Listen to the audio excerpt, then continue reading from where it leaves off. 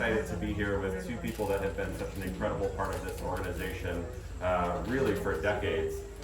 Amy Goldman is a gardener, author, passionate advocate for heirloom fruits and vegetables. I've been out to her gardens in New York and it was just in awe. She's written 5 award-winning books, which she'll talk a little bit about here today too. She is a special advisor to Seed Savers Exchange, which we feel fortunate about, and is working on another book about peppers. So maybe that'll come up too. It's all true. It's all true. Don't steal her talk. Yeah. And Neil Hamilton is Professor Emeritus of Law and the former director of the Drake Agricultural Law Center.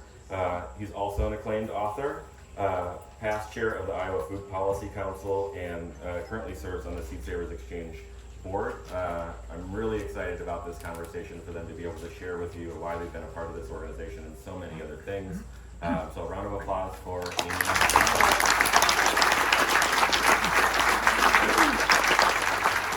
Well, thank you, Mike, for getting us started, and I want to thank you again for coming. It's exciting to see so many of you, particularly the first-timers. If you're a first-timer here at Seed Savers Farm, raise your hand. Look at, wow. You know, I think you may realize this is the first in-person summer camp out we've had in a number of years since before COVID. And I think one of the lessons for the board from this turnout and your interest in seeing the gardens is that we need to restore them. So we'll put that on our agenda, Mike, for our next board meeting. As you heard, my name is Neil Hamilton. I have the privilege of being on the board for 30 years now. And so I've been around this operation for a few years, and it's an honor to be the chairman of the board. But I want to begin with a thanks for Mike, if he's still somewhere in the vicinity, and all of the staff, because the staff has done such an incredible job.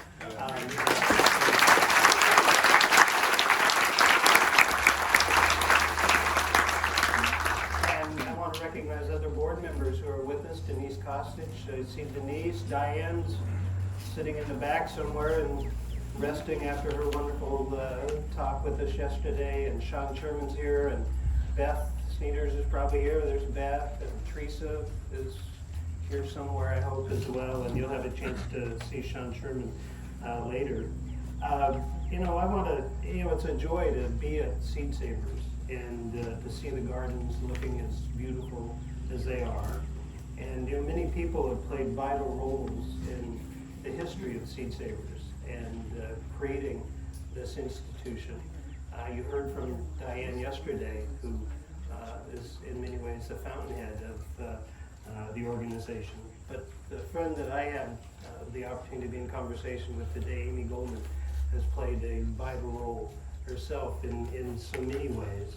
And so we're going to share with you a conversation, and Amy has quite a history with gardening and with heirlooms, as you know, and we've mentioned her books. But we're going to begin at the beginning, right? The first question is gardening and why, how it started. Well, that's why we're all here, right? And I think everyone's died in the little gardener here. and why it is, what led you into gardening at a relatively early age?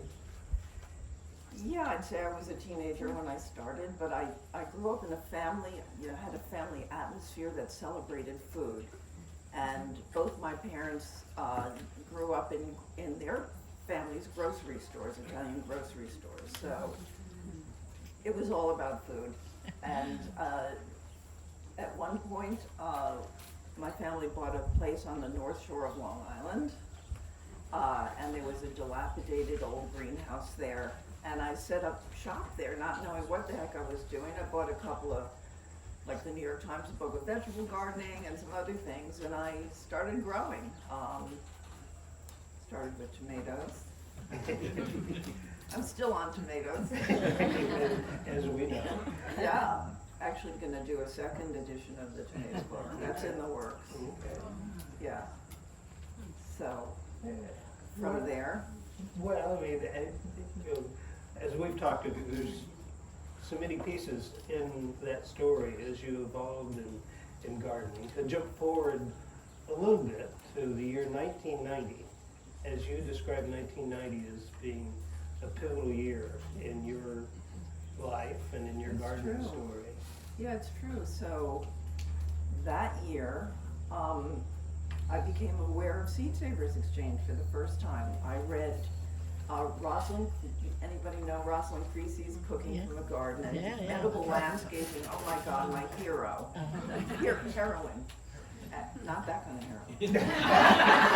We don't know. Roz was on the board, but I don't think it drove her to that. But, So, I've been growing hybrids, F1 hybrids, and what did I know about heirloom? Zero at that point. Crazy. But she introduced me to all that and the idea of seed savers. And so that was 1990. Same year, I read Carrie Fowler's book, Shattering: Food, Politics, and the Loss of Genetic Diversity. how many people have read that book? Quite a number of folks. All It was right, I such a think we have pivotal book. copies in the visitor center, but it was, it opened my eyes to the idea that we were in the middle of a mass extinction event in agriculture. And between these two great heroes of mine, I decided I wanted to make a difference in this field. And so I never realized that one day I would meet Roz, ask her to join the board, myself join the board of Seeds. I never thought that would happen. And I never thought that, I would meet Carrie Fowler, ask him to join the board. And like 21 years after I read his book, I married him.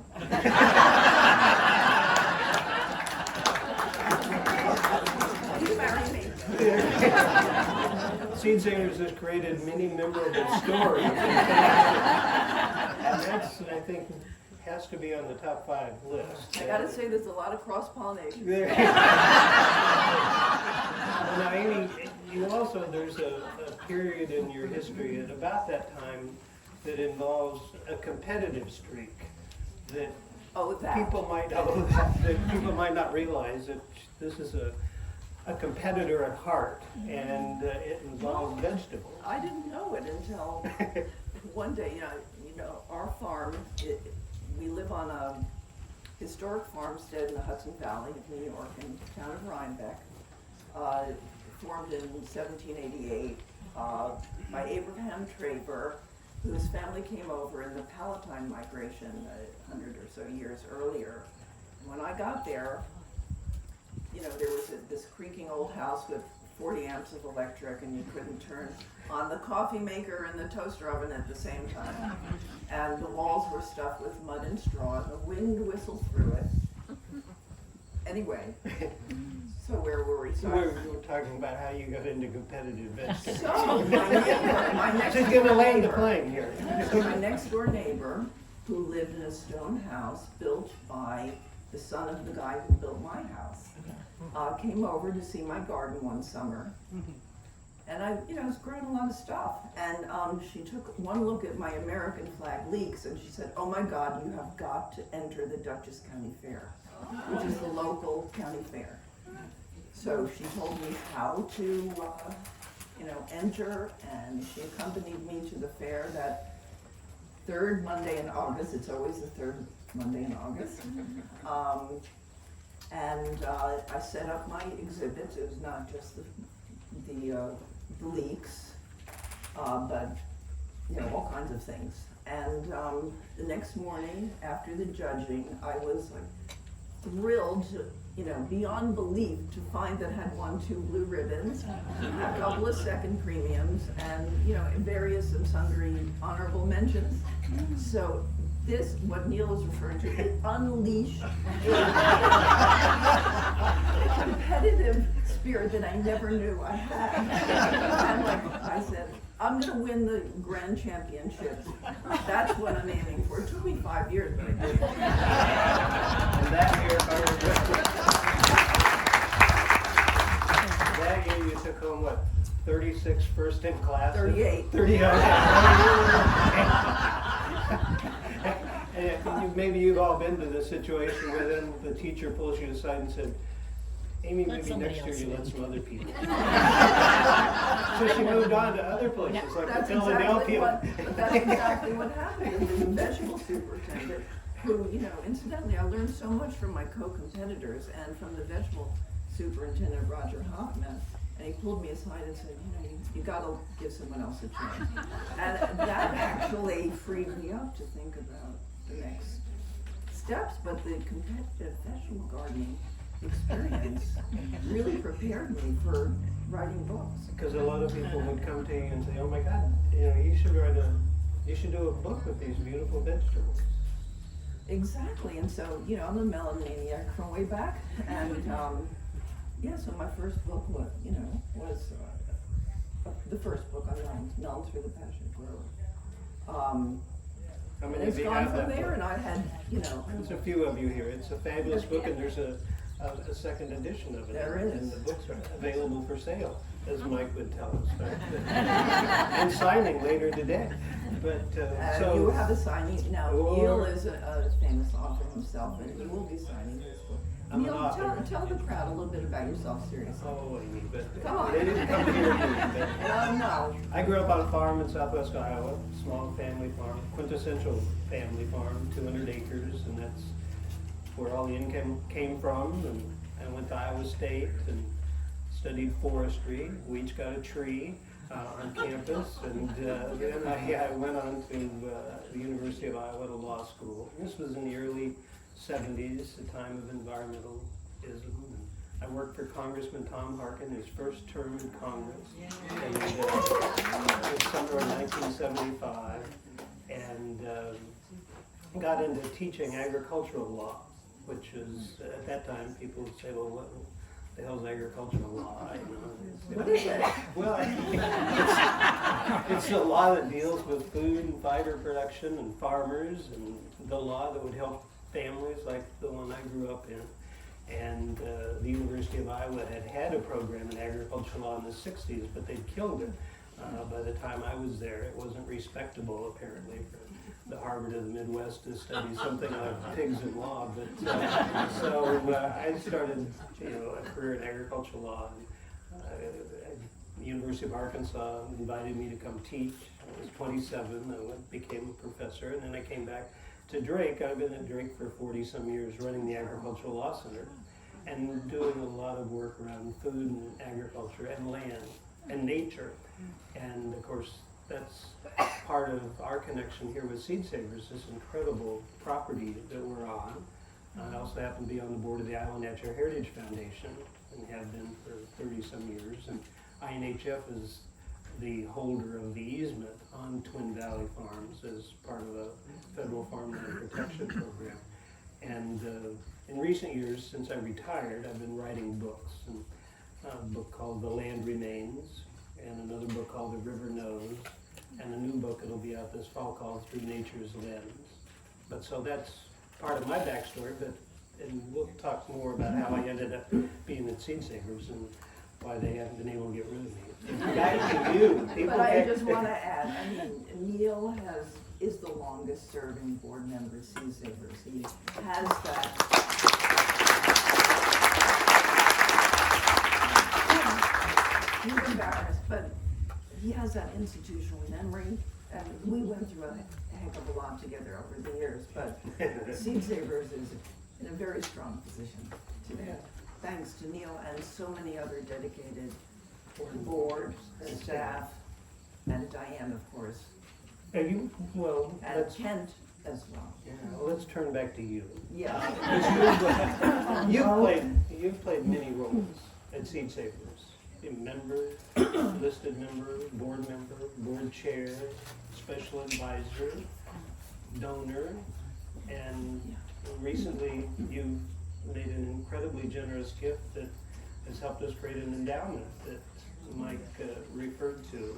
And I think that, I've always been impressed. People have many choices in their lives in terms of how they spend their time and talent. And we're so fortunate that you chose to dedicate your life, or a large part of it, to Seed Savers and Heirlooms. And so tell us about what it is about this organization that is been such an important part of your heart and life?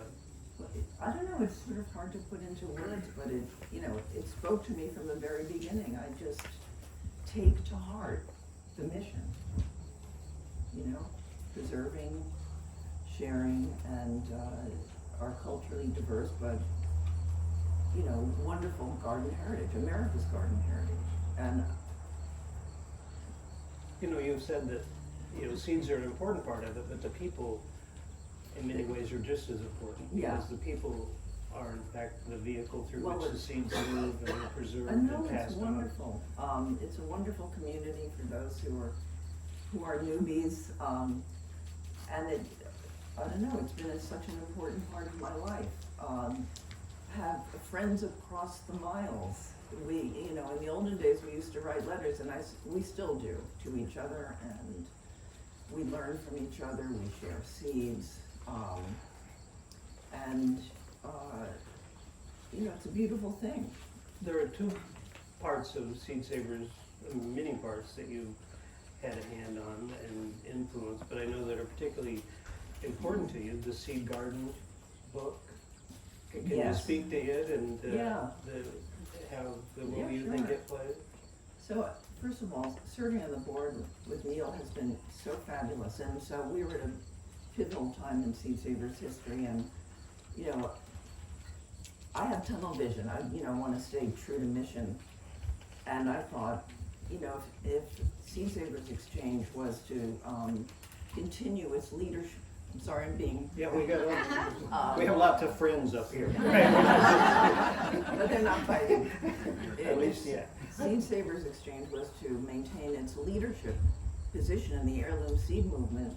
It was time for a new book on seed saving.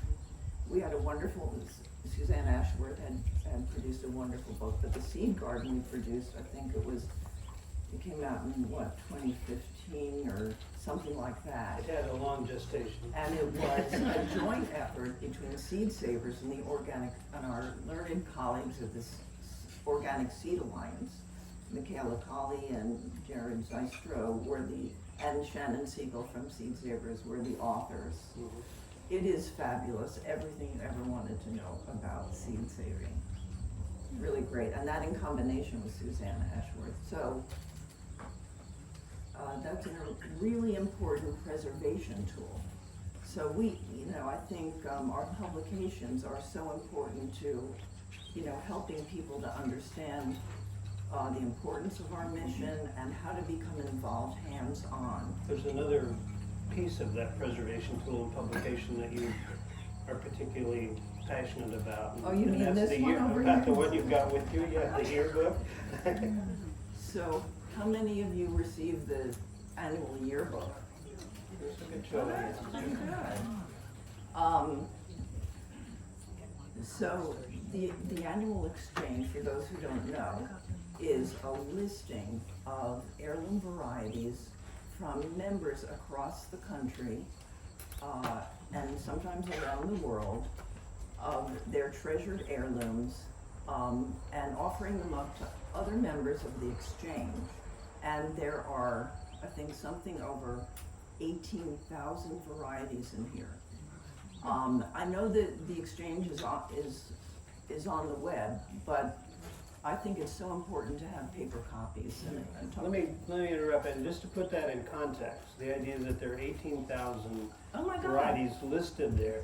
If you gathered all of the seed catalogs from all the companies in the nation, there are probably fewer than 10,000 varieties listed in all of those commercial catalogs.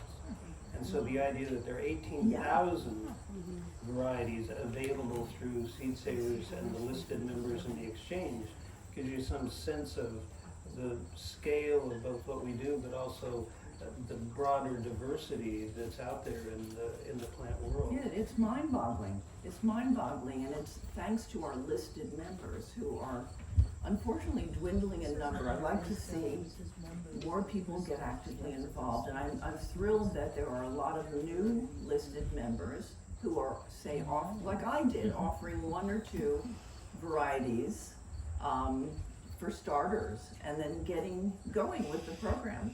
And, it's just wonderful when I get requests every year from, I don't know how many I'm listing right now, but I've been listing for about 35 years or so. That's right, 35 years. That's a long time. And that idea of listing plays into the whole issue of community. Well, exactly.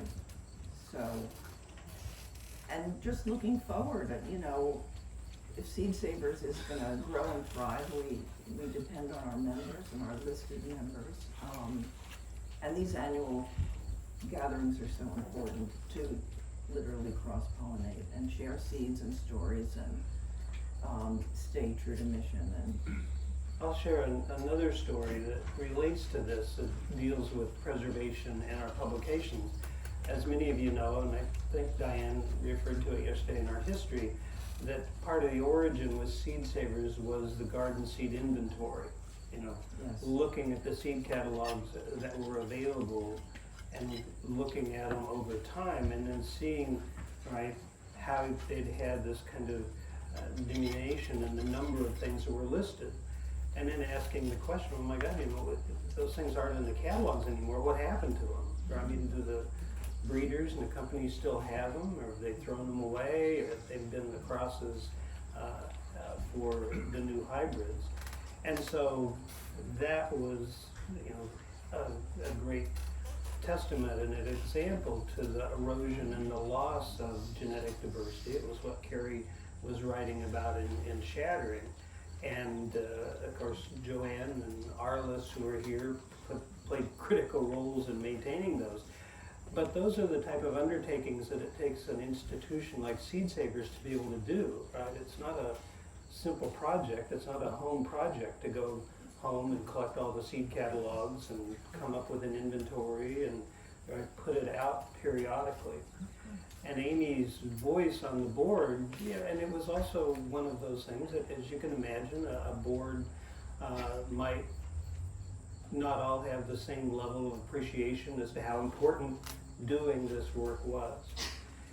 And I'll tell a little bit of the story. I don't think it's out of school, and I think the statute of limitations have run. But Amy encouraged that we need to do another garden seed inventory. And so we did. And about that time, I'm getting to the good part, but That's pretty good. Yeah, but then a few years afterwards, we were audited by the IRS, who were questioning our tax exempt status and saying, well, you folks are just a commercial seed company. There's no reason why you should have nonprofit status. You're just selling seeds.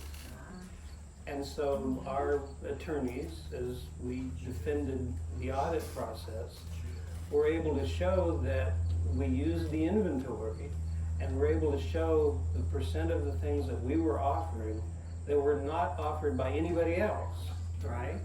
Because our argument has always been, you buy a pack of seeds, the funds go to support this place, right? This is a nonprofit seed bank preservation facility. And it was only because of that inventory and the fact that we could prove that that's in fact what we were doing, that in fact we won that audit and were able to maintain our tax exempt status, because otherwise we were looking at what you might describe as a fairly chunky tax bill, right, for all of the income that came from growing the seeds and selling them and making available to people. And so that, for those of you who are on boards of directors of organizations and institutions, thinking about the strategy of what you're doing and how it plays into the long-term role and health of whatever your organization is, has to be something that you keep in mind. And you can't just kind of temporize around short-term economic issues, which have to be dealt with, but you need to keep your eye on the ball. And eye on our ball, as Amy would say, is listing in the yearbook, doing the garden seed inventory, being able to support this organization. And our other publications. And so another round of applause for Amy for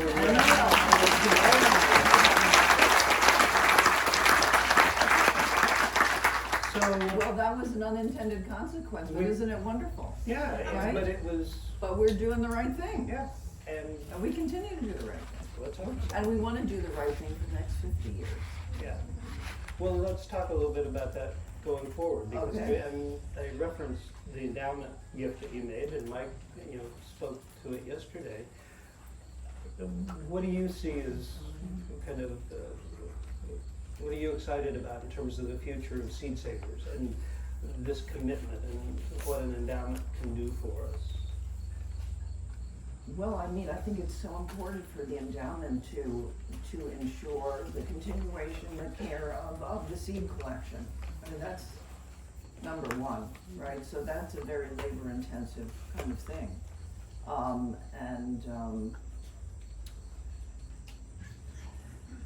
Yeah, what can I tell you?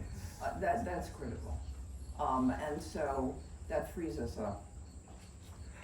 Well, in that regard, your comment makes me think about, there are a lot of people that have either stood on the shoulders of Seed Savers or certainly have benefited from our work. And I think that as part of the 50th anniversary, certainly one of the things that we should recognize and I think value is that Seed Savers has changed the food culture of America. Yes. 50 years ago, you wouldn't have found an heirloom on somebody's menu. You wouldn't have found the top chefs of the country featuring locally grown heirloom varieties. But now it's a given part. In fact, you'd be surprised for that not to be a focus of a restaurant and the culinary world. And we didn't do it alone, but I'm not sure that it would have happened if there hadn't have been a Seed Savers exchange. And the same thing, I think, is in ways true about the garden seed commercial world, right? You can't open a seed catalog of anybody without there being a whole range of heirlooms. And, I mean, we can't certainly take sole credit for it, right? And we didn't create them, but we created the context of people thinking about them and valuing them and wanting to preserve them. And that's, it's been valuable for the organization. It's also difficult to take to the bank.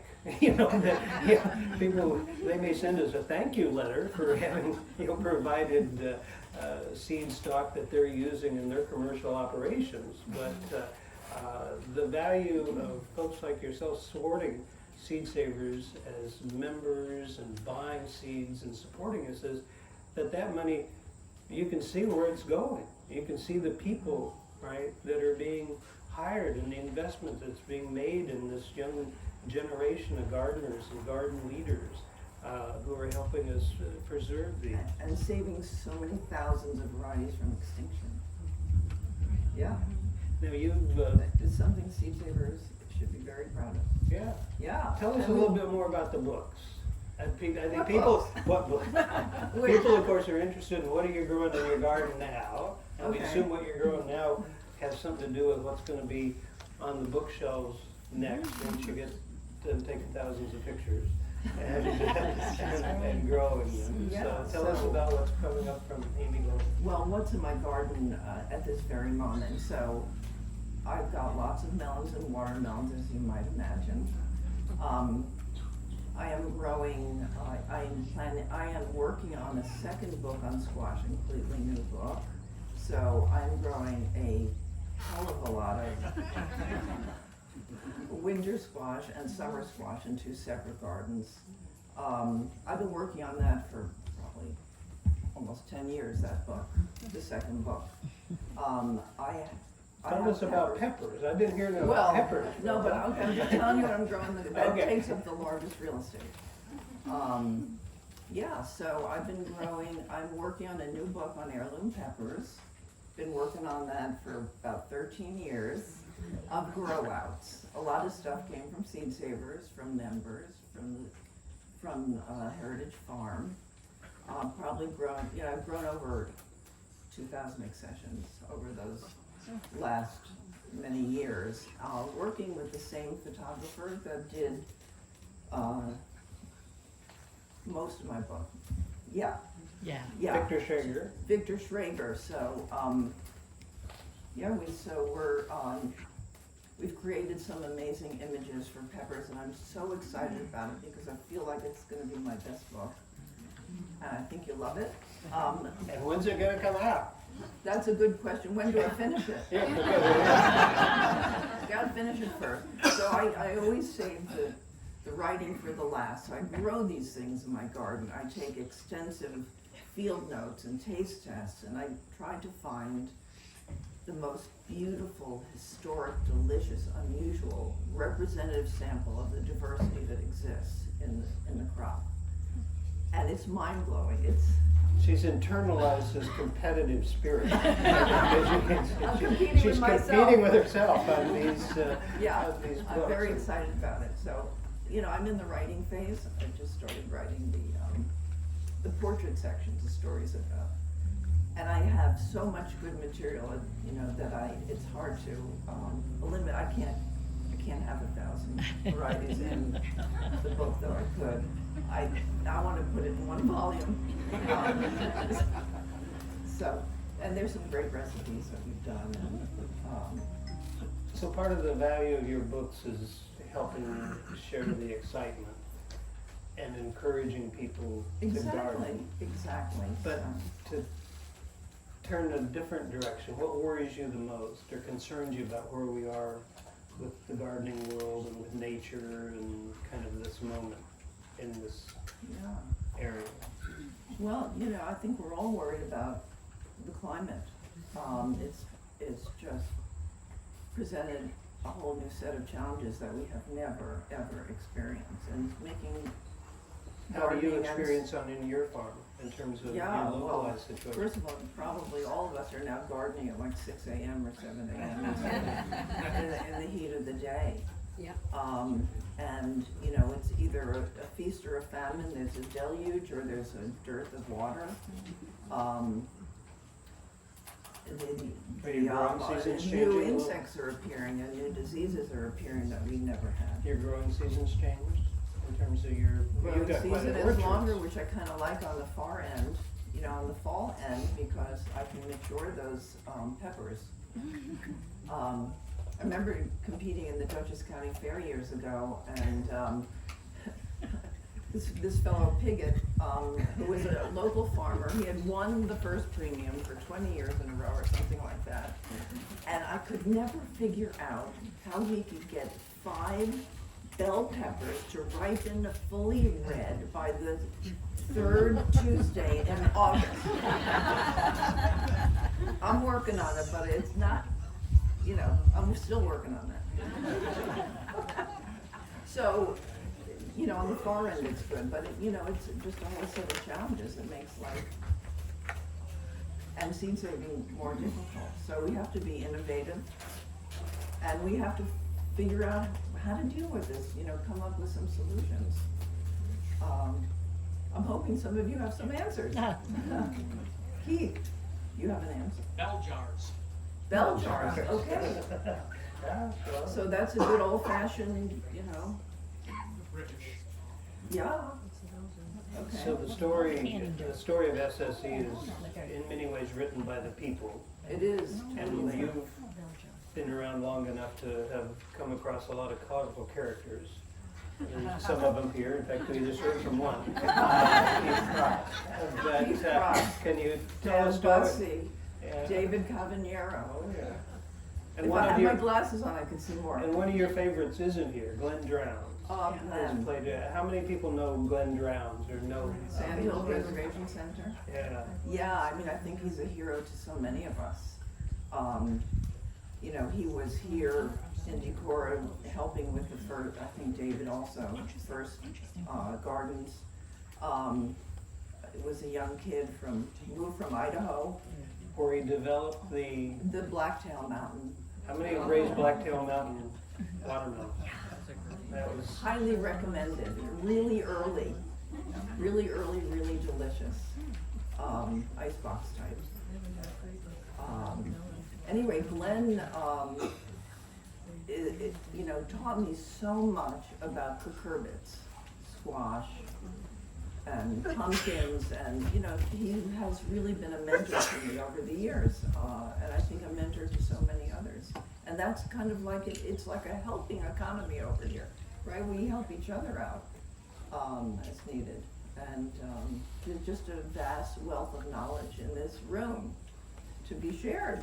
And Glenn's not here today Because he's okay, he's keeping like I don't know how many hundreds of varieties of poultry, and you know, enormous numbers of sweet potatoes, and like a couple everything hundred else. varieties of sweet potatoes. Yeah. He grows that every year, like So 150 varieties. the man never rests. He's an extraordinary human being, and he offers so much through Sand Hill Preservation Center, and he really deserves our support. Now, you just referred to extraordinary personalities and people, and earlier we mentioned Carrie Fowler. And Carrie Fowler, a man who greatly influenced your entry into garden, and then little did you know that a couple decades later he'd be your husband. You've been married now for 13 And your years. friend. And my friend, certainly, and he was on the board of Seed Savers at one point.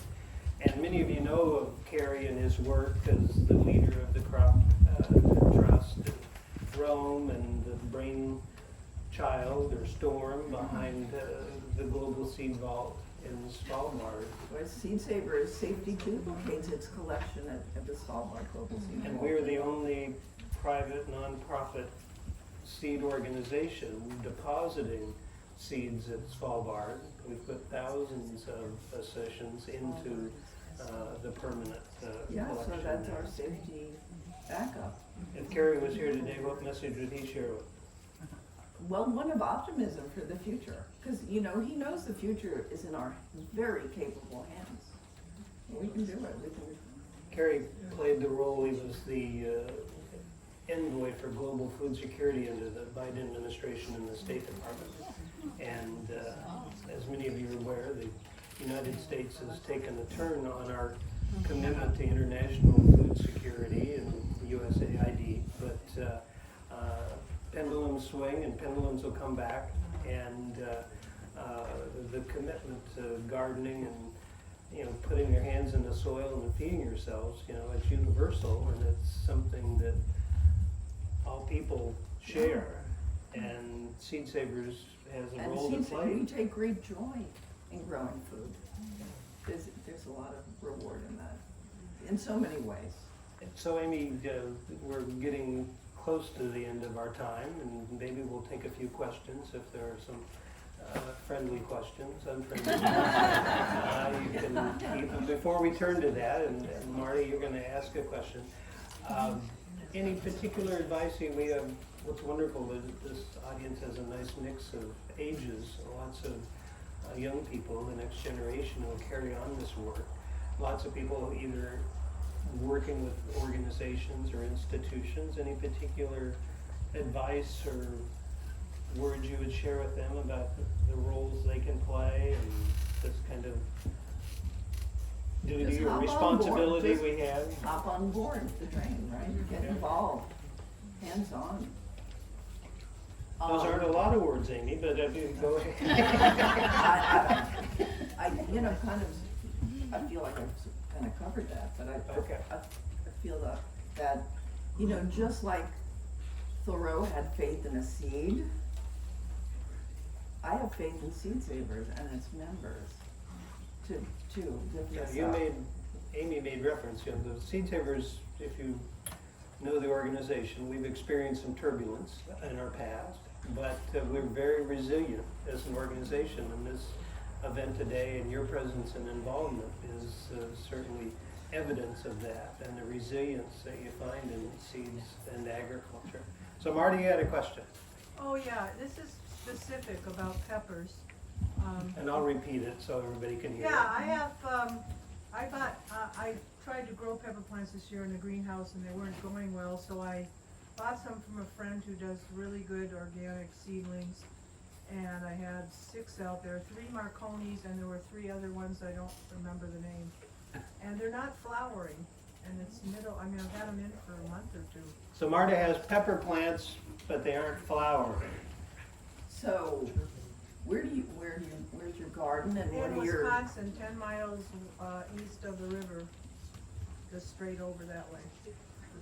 That's a tough one, I've never had that problem. Did they flower and did the flowers The flowers drop? drop, from heat? yeah. I never because that saw could that. I happen have with the heat. seen a day or so ago, maybe just one little bud coming up, but they should be having peppers by now, you would think. Well, you could pinch them to force, you can pinch off the top to force new growth. They're big, the plants are big, like this tall. Yeah, I just didn't know if you knew something might be causing that. I've never had that plant happen. So, You are? Are other questions? are you over fertilizing? Because sometimes I too have much fertilized nitrogen it. will result in plant growth, but I didn't even fertilize this year. I have in the past put, manure out that we Yeah. have. I don't know if I have the answer. You gave an answer, and Yeah? sometimes in the garden there aren't any Put your answers, right? answer It's in your nature. book, okay? So what's another question? Diane has a comment. First of all, You gonna talk in the mic, or do you want me to repeat what you're gonna say? well, I'm gonna talk good things about you guys. Oh, well, then we want people to hear that. Only if it's good. Yeah, absolutely. Two things. I just want to thank these two folks for, you have more institutional knowledge of seed savers than anyone here, because you've been with us and you're on the board. Amy, you joined us. And I just want to remind Amy the story that I remember about her joining was through squash. Can you use a microphone? Yeah. Come on up, Mike's gonna get you. Okay. Executive directors play many functions. Good one. We've been worthy of a mic. All right, let's see. I have to just watch your location. Yeah. Okay, well, a couple things, and I'll repeat what I just said, is that these two folks right here have the institutional knowledge of seed savers, and that is so important, because that's the history, that's the spirit that we grow from. So thank you for continuing to be our supportive board members and members. And I wanted to remind Amy, my memory of meeting her was through squash, because you were interested in our squash collection of squash seed. I think we had accumulated maybe around 700 different varieties. And the one year we grew out the entire collection, and Amy came back. It was beautiful. It was the biggest, and we replicated that squash spill that Oh, we yes. used in France. I don't know if you remember. I do talking remember about that. There's So- a beautiful picture In of that squash gathering. collection, a Yeah, wagon it's- full of these We squash. recreated Cornucopia. that right here, and everybody was coming out for graduation pictures, for family pictures. It was wonderful. But that was my first memory of meeting you, was through squash. And the other thing I like Some is, things don't change. I know, you're still beautiful, and you're still supportive and beautiful too, so thank you. The other thing I wanted to say was your books. I always thought of that was being like graduation photos of all these wonderful things that you have, because you had the best of. Pardon? Can I quote you? Yeah, it was. It's like all these beautiful things that I've seen every year growing here, and I think I wish everybody could see these guys, and you did it. So your books are absolutely fabulous, and they brought so much attention to the beauty of what you do. So Thank you, Diane, but the raw material, oh my God, it's so beautiful. Well, exactly, and that's I why mean, we are growing miracles. we are. That's why we're doing this, so people can use this material for plant breeding, for beauty, whatever. Like I said yesterday, we don't want to be a seed bank, but we freeze this beauty away. It needs to be grown again. So Yeah. those are my comments. We have a couple fellows waving their arms in the back. Are you using any biochar? If you are you having any luck with it? Am I using biochar? Biochar. No, I haven't, but we just hired, someone who knows a lot about it, so I'm about to learn. You have good experience? Yes. Do you sell it? No. Okay.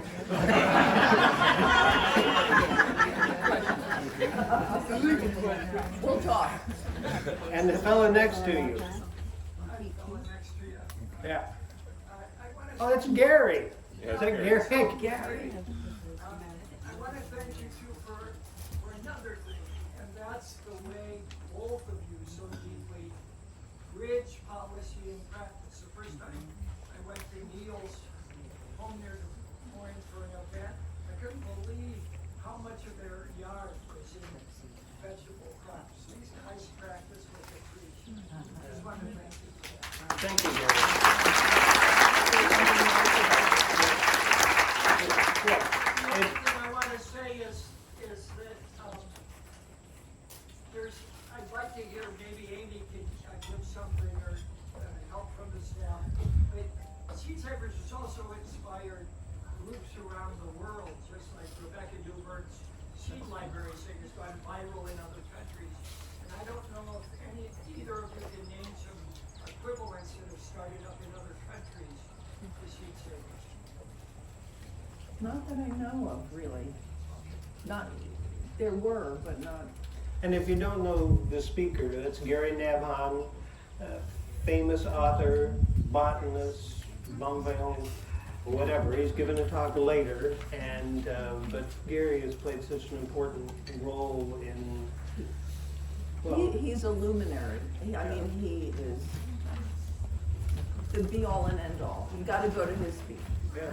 I have one of your books on tape, and I still listen to the one where you're talking about turpentine beans and the Tohono, and Gary was very involved with the native seed search.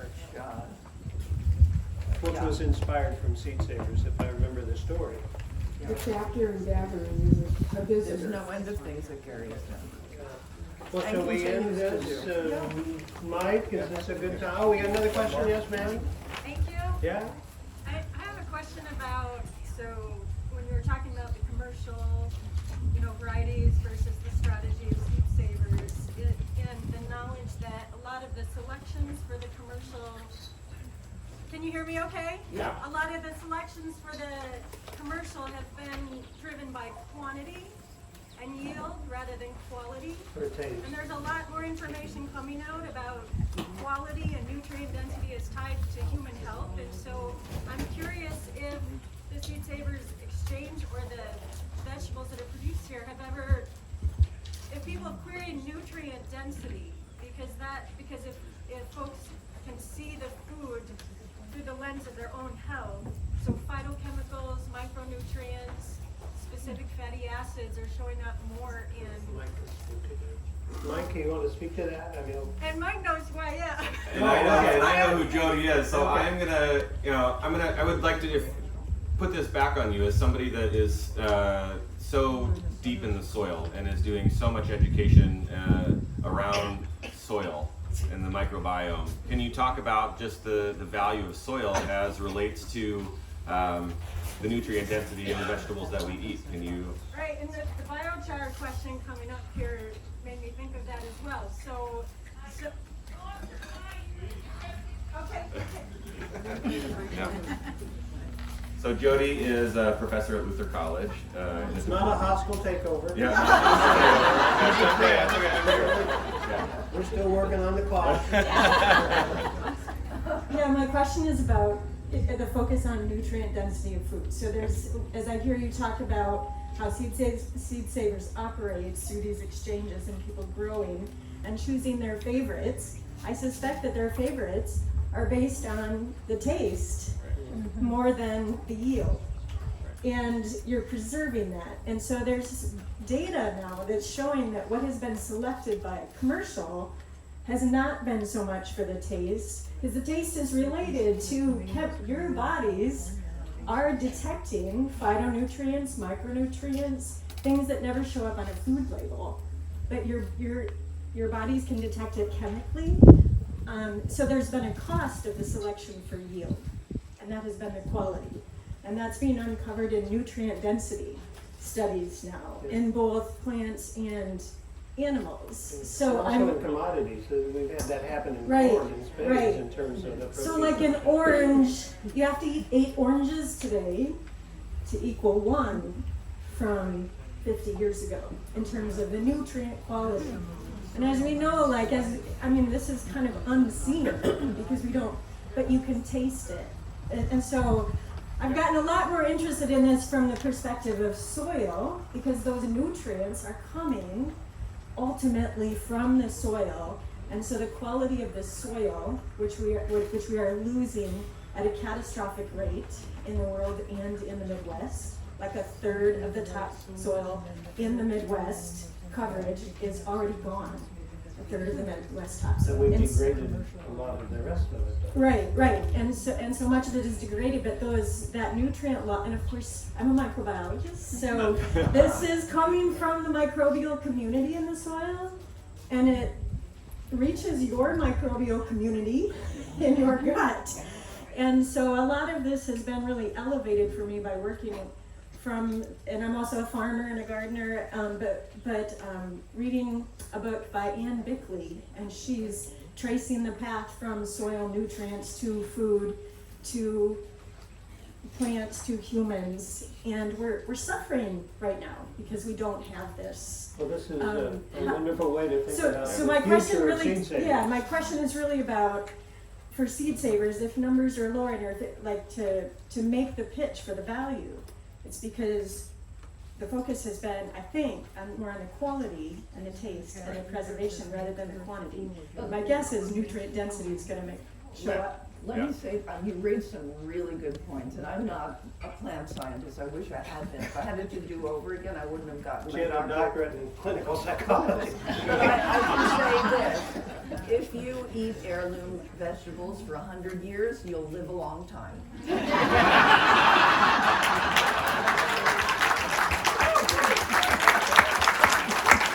And now, well, we got two, I was gonna say on that happy note we'll end, but we have another question back here, ma'am. Yeah, hi.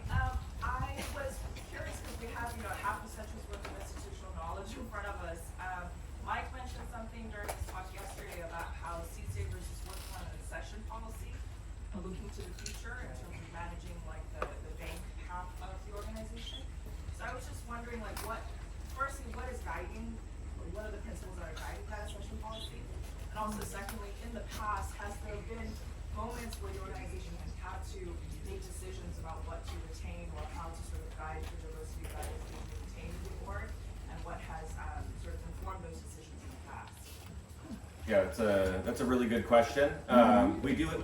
Several Oh, sorry. So the question is just about management of the actual seed bank, and over time, as those donations have come in and the collection has grown, asking about the policies that we have in place for those accessions. What has priority, and then really looking at deaccessioning as well, right? And kind of how we manage the decision-making process that we have to guide that. And so I would love to connect you with Sarah Strati from our preservation department. She could talk at length about that policy.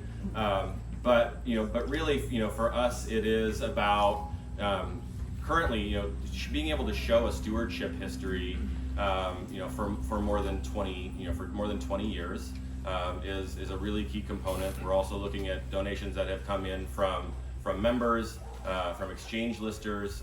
Diane spoke yesterday as well about the work that we were doing around when hybridization really started to popularize, and we saw a lot of really incredible open pollinated varieties start to lose favor. And so Kent and Diane early on, and this is still a publication that we come out with every 5 years, and Olivia, who's nodding her head in the back, is in charge of putting together the seed trade census, which is an incredible resource for looking at all of the open pollinated varieties that are available commercial throughout the United States. And so when some of those open pollinated varieties would start to be carried by less folks, and I don't remember if it was less than 5 companies or less than a couple of companies, but then a little bit of that they would go and acquire a little bit of that seed to make sure that didn't disappear either. And so that's not maybe 30% or somewhere roughly in there of the collection as well. Let me add a couple other points though too about that. I think it's fair to say that early on the model was collecting everything, kind of a vacuum approach, right? Because there was this sense of urgency. But over time, then Yeah, as you recognize, oh my God, we have a responsibility both to preserve these, but also to know what they are, right? And so that was certainly part of the learning curve as the organization went through different periods, right? So we couldn't collect everything. We had to have an accession policy. We do deal with heirloom vegetables. That has to mean something. We don't necessarily collect internationally because we're looking at heirlooms that have a story as they were brought here. And then going back and trying to understand what it is we do have and whether we have 10 versions of the same thing that came in under different names. And particularly, and he mentioned Sarah Strati and the seed historians, trying to make sure that we know the stories and where we got these and what the family story was on how they were preserved. And so being kind of true to that name. And that's part of the accession policy as well. And it's not that we aren't taking new accession, but we, I think, would be much more circumspect and recognizing that if we take them, then we have this long-term obligation to them. And that's also what makes deaccessioning challenging. Because if you're going to deaccession them, you have to know why, and thinking about, well, where would they go back to, right? Where did they come from? So, And duplicates are the low-hanging fruit to deaccession. But I just want to add that Carrie wrote the first accessions policy with a committee. So this is an ongoing process. And I could give you a really simple example too, and then we can talk more. But as we're looking at the potato collection that Seed Savers Exchange has, we have had through actual connections with Amy, who connected me with Dave Ellis, formerly the director of the Center for International Potatoes. And so we were through research that Dave Ellis and SIP were doing, they fingerprinted the entirety of the potato collection at Seed Savers Exchange and did find that it was distinctly unique from most everything that even SIP had. And so in the process of that and saying, okay, we know that the work associated with regenerating potatoes through tissue culture is resource intensive. We're looking at what are the ways in which we can try to get the most value out of what we're maintaining in tissue culture, and then taking a percentage of that and putting it into true seed, which has the ability to be able to store for longer periods of time. So through that process, we're really looking at through the fingerprinting at what was genetically distinct, what stories we had associated with those, to determine what was what would be in tissue culture, and then what we would try to move into longer term storage with for its genetic value, but into true seed. And so those are the sorts of things that we're working with. It's a combination of the story, the policy, the uniqueness of, and we're doing fingerprinting with the apple orchard too. Somebody brought up yesterday as we're talking about seeds. So we're trying to take all of those things into consideration and really look at the resources that we have to be able to do this and to steward it well, because as Amy and Neil mentioned, it's in perpetuity, right? This is work that we're wanting to do for the long term. But I also think, just really quickly, it goes back to the importance and the core and the foundation of this organization, is that the goal is for all of this to be in use to the extent that we can, right? The more people that are growing these things and maintaining them out in their own gardens, the safer they are, right? And that facilitates the ability for it not to be maybe something that we have to maintain here. So even this year with garlic, we've got 274 garlic accessions that we grow out every year. And we looked at the seed trades at the census. We saw what was common, what was readily available within the commercial market. And so then we can based on that make a determination of whether or not that's something that we need to continue to preserve here when it's already out and readily available. And as we make that decision, and as we can kind of focus the attention on those things that we feel like are really most at risk, then we have the we free up the resources and ability to be able to help move those into a place where they can be, they can be grown other places too. So now maybe we don't have 274 varieties, but we have 244, and that's just more attention, that each of those things get. And it's all about this kind of community aspect of people being involved, and why we're so focused on the community science part of this and the community-based preservation part of this.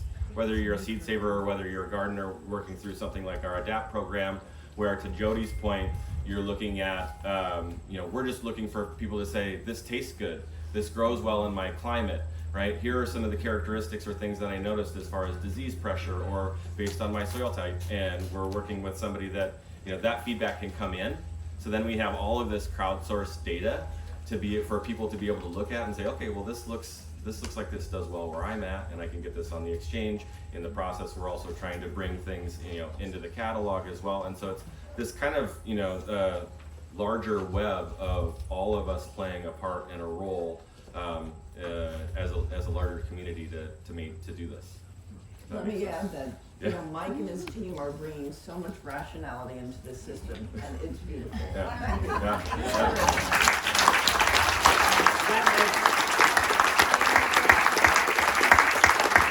a great note on which to end.